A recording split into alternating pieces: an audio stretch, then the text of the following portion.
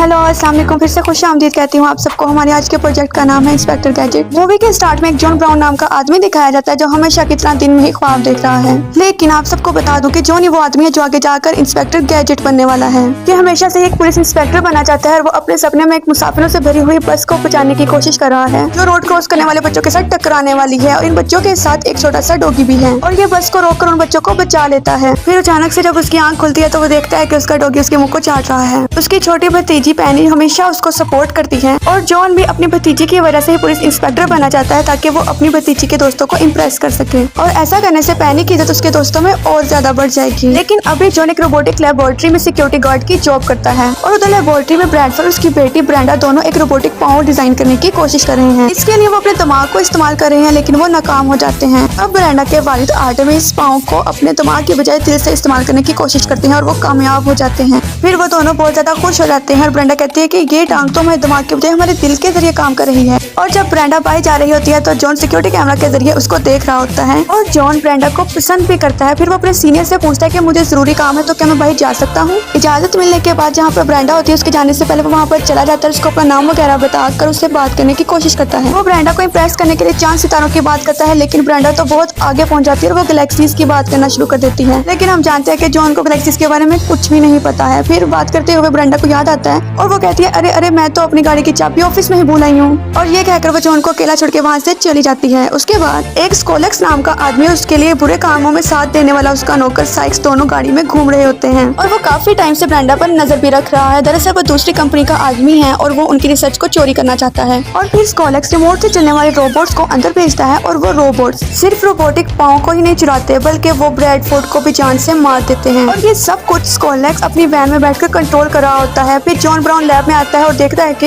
हर तरफ तबाही मची हुई है और ब्रैडफोर्ड की भी डेथ हो चुकी है। ये सब देखकर जॉन ब्रेंडा से कहता है कि तुम्हें इंसाफ मिलेगा और मैं तुम्हारे बाबा की मौत का बदला लूंगा। फिर वो अपनी छोटी सी गाड़ी में बैठता है और स्कोलेक्स का पीछा करता है। फिर स्कोलेक्स को शक होता है कि कोई उनकी गाड़ी का पीछा कर रहा है तो वो रोड पर तेज छोड़ देते हैं जिससे जॉन की गाड़ी फिसलकर उल्टी हो जाती है और फिर वो उस पर बॉम्ब फेंक देता है जिससे सारी गाड़ी तबाह हो जाती है। लेकिन ऐसा करना स्कोलेक्स के लिए अच्छा साबित नहीं होता क्योंकि उस एक्सप्लोजन से एक लॉन्चिंग बॉल उड़ती है और उसकी गाड़ी में जाकर गिरती है जिससे उसका पूरा हाथ जल के राख हो जाता है। अब हम सोच रहे होंगे कि इस एक्सीडेंट के बाद जॉन कैसे जिंदा बच सकता है, लेकिन वो जिंदा बच गया है। फिर उसकी भतीजी पैनी उसका पता करने आती है और साथ में उसके पेट ब्रेन को भी लेकर आती है जो अपने मालिक के होंठों को चाटने लग जाता है। बेचारा जॉन पूरा का पूरा प्लास्टर से ढका हुआ है, उसका इलाज चल रहा है ताकि वो जल्दी से ठीक हो जाए। फिर उससे वहाँ पर एक मेयर मिलने के लिए आती है और उसके साथ एक चीफ ऑफिसर किम्बी भी होता है। दरअसल वो दोनों ब्रेंडा के वालिद की बनाई हुई टेक्नोलॉजी का इस्तेमाल जॉन पर करना चाहते हैं। अब ब्रेंडा की रिसर्च के लिए गवर्नमेंट पैसे दे रही थी तो वो ऐसा करने के लिए राजी हो जाती है और कहती है कि मुझे यकीन है कि जॉन भी ऐसा करने पर राजी हो जाएगा। लेकिन वो जॉन से इजाजत नहीं लेती, उससे बगैर पूछे उसकी बॉडी में चेंजेस करना शुरू कर देते हैं। उसकी बॉडी में बहुत सारी वायर्स और मशीन्स लगाई जा रही होती हैं और ऐसा करके वो बन जाता है इंस्पेक्टर गैजेट। और वहीं दूसरी तरफ स्कोलेक्स ने अपने हाथ को एक मशीन वाला पंजा बना लिया है और उसने अपना नाम बदल के क्लो रख लिया है और फिर वो एक साइंटिस्ट को वो पाँव दिखाता है कि आखिर ये पाँव कैसे काम करता है। दरअसल वो ऐसा करके बहुत सारी चीजें बनाना चाहता है ताकि वो ज्यादा सारे पैसे कमा सके। और वहीं दूसरी तरफ हॉस्पिटल में जॉन को भी होश आ चुका है और वो एक इंस्पेक्टर गैजेट बन चुका है। उसको अपने अंदर बहुत सारी चेंजेस महसूस हो रही होती हैं।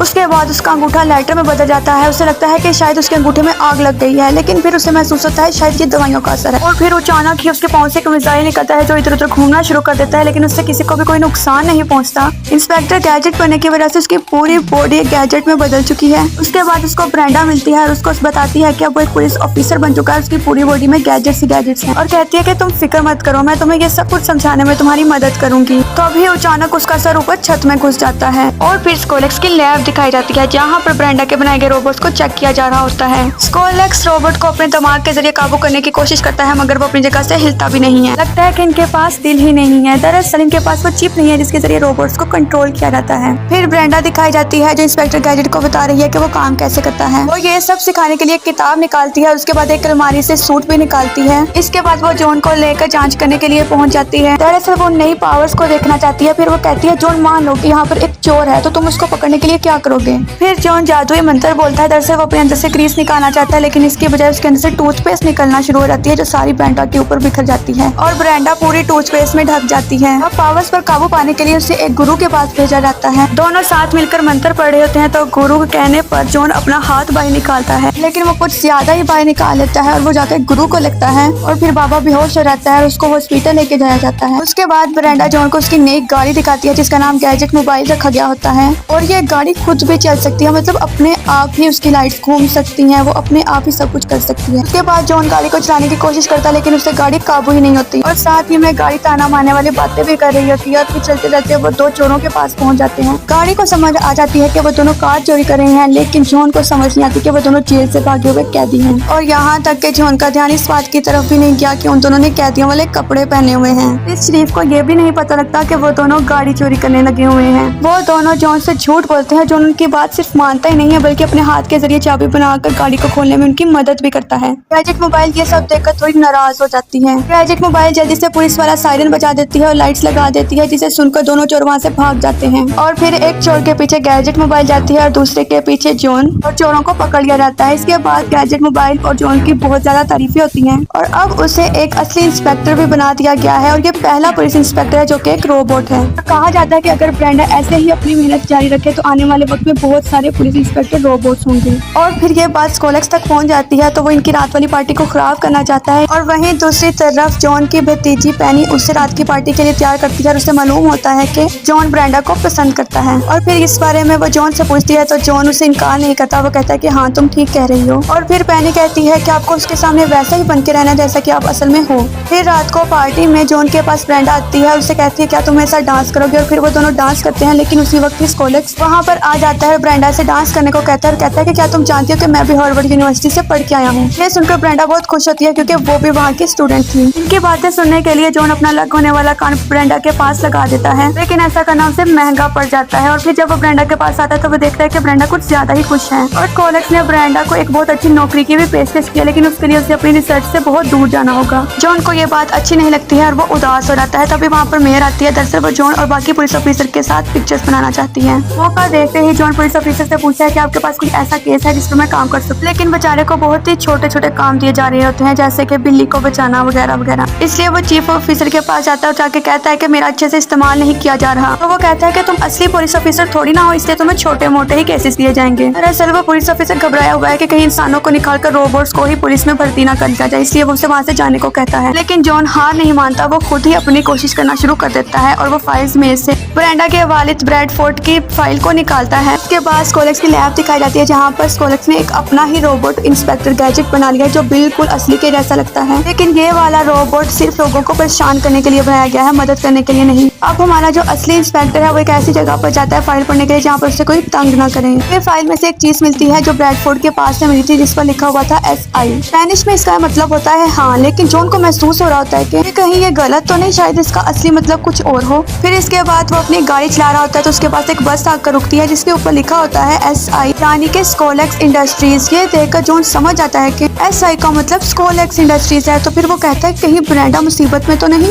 फिर वो एक बड़ी सी बिल्डिंग में जाता है ताकि ब्रेंडा को बचा सके और फिर गाड़ी से उतर के वो कहता है आओ आओ मेरे गैजेट बाहर आओ। तभी उसके सर से एक बड़ा सा लूप बाहर निकलता है और वो ऊपर जाके अटक जाता है। वो एक खिड़की पर पहुंच गए हैं जहाँ पर खिड़की की दूसरी तरफ ही ब्रेंडा खड़ी है और वो खिड़की पर पहुंचकर ही ब्रेंडा को सब कुछ बता देता है और फिर हुक की वजह से वो ऊपर बिल्डिंग के एक एयर पाइप में जाकर गिरता है जहाँ पर उसे एक चुराया हुआ रोबोट वाला पाँव दिखता है और वो उसे अपने साथ रख लेता है एक सबूत के तौर पर। अपने साथ लेके जाना चाहता है लेकिन अचानक ही वो पकड़ लिया जाता है और फिर दूसरी तरफ ब्रेंडा को अपने जैसी नजर आने वाली एक रोबोट मिलती है जिसे स्कोलेक्स ने बनाया होता है और वो ब्रेंडा को सब कुछ सच बता देती है जिसे सुनकर ब्रेंडा बहुत गुस्सा होती है। वहीं दूसरी तरफ स्कोलेक्स एक इंटरव्यू चैनल देखकर बहुत ज्यादा खुश हो रहा था कि उसका बनाया गया गैजेट इंस्पेक्टर हर तरफ तबाही मचा रहा है और वहीं दूसरी तरफ असली गैजेट इंस्पेक्टर को दिखाया जा रहा होता है। स्कोलेक्स कहता है कि मैं नहीं चाहता कि दुनिया वाले तुम्हें पसंद करें और ज्यादा रोबोट्स को पुलिस में भर्ती किया जाए, बल्कि मैं चाहता हूँ कि गवर्नमेंट फौज के लिए रोबोट्स को भर्ती करे और मुझे ज्यादा सारे ऑर्डर्स मिले ताकि मैं ज्यादा सारे पैसे कमाऊं और अमीर हो जाऊं। इसलिए वो इंस्पेक्टर गैजेट को बंद करना चाहता है तो वो उसकी मेन चिप को निकालकर अपने हाथ से तोड़ देता है। स्कोलेक्स कहता है इस पागल इंस्पेक्टर को बाहर कचरे में फेंक दो। और दूसरी तरफ ब्रेंडा इंस्पेक्टर गैजेट को तलाश कर रही है लेकिन किसी को नहीं पता कि वो कहाँ है। लेकिन गैजेट मोबाइल के पास एक ऐसी टेक्नोलॉजी है जिसके जरिए इंस्पेक्टर गैजेट का पता लगाया जा सकता है और फिर इसका इस्तेमाल करके ब्रेंडा इंस्पेक्टर का पता लगवा लेती है और वहीं कचरे के ढेर में गैजेट इंस्पेक्टर उनको मिल जाता है। वहीं दूसरी तरफ नकली इंस्पेक्टर ने हर तरफ तबाही मचाई हुई है और लोग उससे बचने के लिए भीख मांग रहे हैं। वहीं दूसरी तरफ पेनी और ब्रेंडा जॉन की हालत देखकर बहुत ज्यादा दुखी हैं,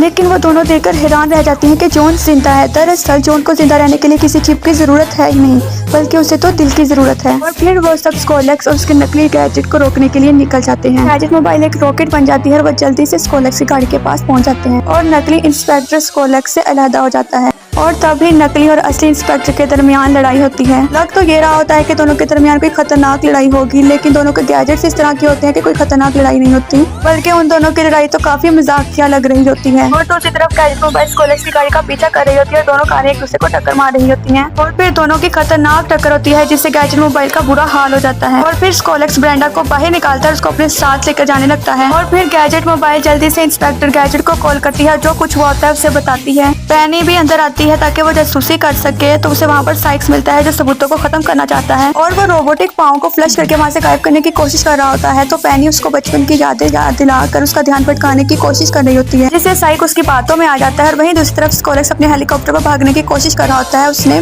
ब्रेंडा को भी अपना कैदी बनाया हुआ है। अभी वो भागा नहीं होता है कि वहाँ पर इंस्पेक्टर गैजेट आ जाता है, उसके सर पर पंख निकले होते हैं जिसकी मदद से वो हवा में उड़ रहा होता है और फिर असली वाले इंस्पेक्टर ने नकली वाले इंस्पेक्टर का सर अलहदा करके उसको पानी में फेंक दिया है। अब असली इंस्पेक्टर गैजेट का एक ही मकसद है और वो है ब्रेंडा को आजाद करवाना।